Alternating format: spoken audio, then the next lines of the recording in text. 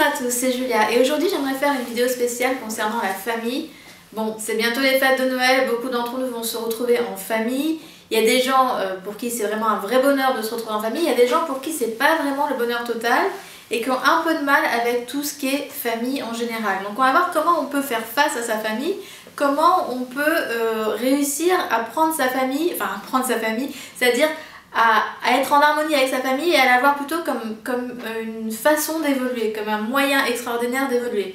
Donc déjà, la première chose que j'aimerais voir avec vous, c'est que la famille, ce qu'il faut comprendre, c'est que on l'a choisi. On a tendance à dire on ne choisit pas sa famille, on choisit ses amis.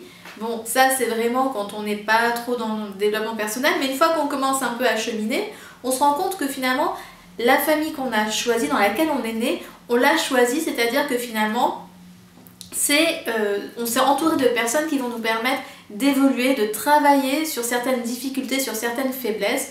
Par exemple, si on a un problème d'humiliation, si on a un problème d'abandon, on va pouvoir travailler ça avec sa famille. Donc en général, on choisit une famille qui va nous permettre d'évoluer. On l'a choisi avant de naître. Alors je sais que ça peut paraître un peu ésotérique ce que je suis en train de dire, parce que pour les gens qui m'écoutent, dire attends, je choisis ma famille avant naissance, ça veut dire quoi? Pour réussir à être en harmonie avec sa famille, il va falloir accepter un tout petit peu que finalement, avant notre naissance, on sait à peu près dans quelle famille on va naître et on l'a choisi dans des perspectives d'évolution. Donc ça, c'est un premier point que j'aimerais aborder avec vous. La deuxième chose que j'aimerais vous dire, c'est que finalement, ce qu'il faut bien comprendre pour réussir à être en harmonie avec sa famille, c'est que notre famille, c'est vraiment ce qui va nous permettre d'être en harmonie avec le monde entier. Il y a beaucoup de gens qui pour évoluer, se coupent de leur famille, qui ont l'impression qu'ils sont plus du tout en accord, en harmonie avec leur famille, et qui partent, qui coupent les ponts. Et qui pensent que comme ça, ils vont pouvoir se construire, et se construire totalement en dehors de leur famille, parce qu'ils ont l'impression d'être pas compris par leur famille. Et le problème, c'est qu'en faisant ça, en fait, on n'est jamais en paix avec soi-même. Ce n'est pas possible d'être en paix avec soi-même, d'être en paix avec le monde entier, si on n'est pas en paix avec sa famille. On va dire en gros que la famille, c'est comme une espèce de réplique du monde entier pour moi. C'est-à-dire que si jamais je suis en harmonie avec ma famille, concrètement, je suis en harmonie avec le monde entier. Si jamais je suis en conflit avec ma famille, je ne peux pas être en harmonie avec les autres. C'est pas possible. Je peux être à moitié, mais il y aura toujours une partie de moi qui sera en souffrance, il y aura toujours une partie de moi qui ne sera pas connectée.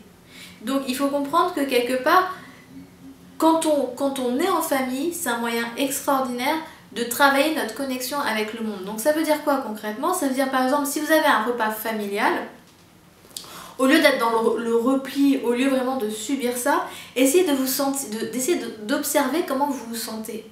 Parce qu'en général, on se sent mal en famille, mais on n'arrive pas vraiment à mettre le doigt sur quelle émotion on ressent quand on est en famille. Est-ce que vous vous sentez humilié? Est-ce que vous vous sentez rejeté? Est-ce que vous avez l'impression d'être le vilain petit canard qui est toujours différent? Est-ce que vous avez l'impression d'être incompris? Donc quand on se sent incompris, on se sent rejeté. Essayez de mettre le point dessus, parce que en fait, quand on est en famille, ce genre de sensation, en fait, elle est décuplée. Les membres de notre famille ont la capacité de nous faire 10 fois plus de mal que n'importe qui. D'ailleurs, c'est pour ça qu'en général, on se protège, on met un mur, on a tendance à être même mutique dans certains cas, parce qu'on sait que une remarque de notre mère, une remarque de notre père, une remarque de nos frères et sœurs a 10 fois plus d'impact que la remarque d'un étranger. Il y a tellement de proximité, on partage le même sang, on partage vraiment, on est dans un égrégore familial très fort, donc n'importe quelle remarque qu'ils vont nous faire va nous affecter. Donc c'est pour ça qu'on a tendance à se protéger. Mais au contraire, au lieu de se protéger, je vous invite à regarder comment vous vous sentez. Observez qu'est-ce qui se passe dans votre cœur. Essayez de nommer quelles émotions vous êtes en train de vivre quand vous êtes en famille. Donc ça, c'est une chose qui est très importante, c'est réussir à être en conscience quand on est en famille, parce que c'est ça qui va nous permettre de nous libérer. L'autre chose que je vous conseille de faire, c'est d'apprendre à être vrai, à être authentique avec votre famille. Si vous voulez vraiment un jour prendre votre place dans ce monde, puisque comme je vous ai dit, la famille c'est vraiment une espèce de réplique du monde entier, il faut aussi apprendre à prendre sa place dans la famille. Ça veut dire quoi prendre sa place concrètement? Ça veut dire sa vérité. C'est-à-dire que bien souvent, quand on n'est pas à l'aise avec sa famille, on joue un jeu devant eux. C'est-à-dire par exemple, on va dire pour moi, pour Julia, il y a la Julia avec sa famille et il y a la Julia avec les amis. Et quand on n'est pas à l'aise avec sa famille, en général, on est totalement différent. C'est-à-dire qu'on se comporte de façon totalement différente. On peut se fermer, on peut être plutôt colérique, etc. Maintenant, je vous invite à apprendre à dire votre vérité. Apprendre à dire ce que vous ressentez. Ça veut dire quoi, dire sa vérité? Parce que finalement, ça veut dire quoi, être authentique avec sa famille? C'est dire ce que vous ressentez. S'il y a un membre de votre famille qui dit quelque chose qui vous déplaît, au lieu de vous fermer ou au lieu de lui sauter à la gorge en disant mais de toute façon voilà tu me comprends pas et voilà et cette famille j'en ai vraiment marre, etc. Je claque la porte, etc. Dites-lui, tu sais ce que tu viens de dire, ça me fait vraiment du mal, ça me touche énormément, je ne comprends pas pourquoi tu me dis ça. C'est ça être authentique. C'est pas sauter à la gorge, c'est pas essayer de faire du prosélytisme en essayant de convaincre sa famille qu'on a raison, etc. Non, c'est dire ce qu'on ressent et essayer de faire en sorte que nos paroles elles viennent du cœur. Vraiment sentir qu'il y a une connexion entre notre gorge et notre cœur. Et quand on dit sa vérité avec sa famille, c'est là qu'on prend sa place, tout simplement. C'est là qu'on vibre notre authenticité et que tout simplement on prend sa place. Et je vous invite véritablement à faire ça parce que rien que de dire ça, c'est-à-dire en général quand on n'est pas bien dans sa famille, c'est parce qu'on se sent légèrement attaqué, agressé, mis en danger, on a l'impression d'être pas forcément respecté aussi. Mais je vous invite à dire ça. Tu sais, quand tu me dis ça, dire à un membre de la famille qui ne vous respecte pas, tu sais, quand tu me dis ça, j'ai l'impression que tu ne me respectes pas, que tu ne respectes pas mes convictions, mes valeurs, et ça me touche. Et déjà, les gens en général sont très surpris quand on leur parle comme ça.